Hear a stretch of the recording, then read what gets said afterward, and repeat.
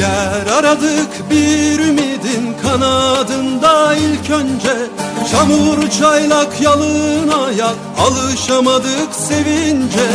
Serin yayla ıslıkları dumanlara karıştı.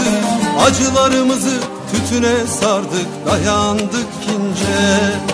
Serin yayla ıslıkları dumanlara karıştı.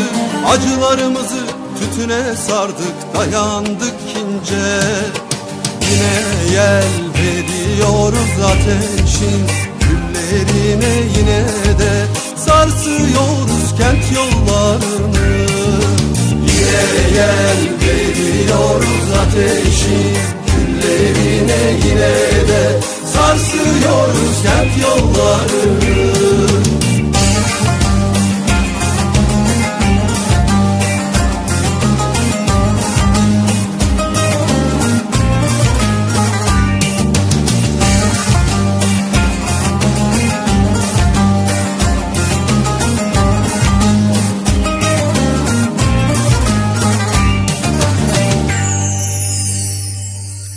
Kolay gelmedi hiçbir şey, kalktık günün ayazında.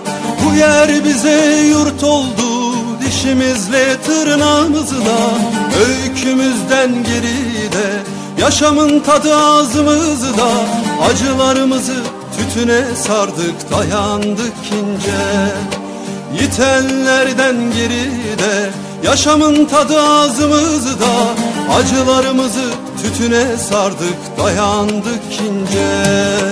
Yine yel veriyoruz ateşin küllerine, yine de sarsıyoruz kent yollarını.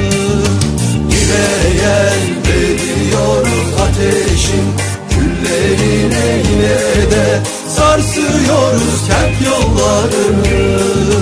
Yine yel veriyoruz ateşin küllerine, yine de sarsıyoruz kent yollarını.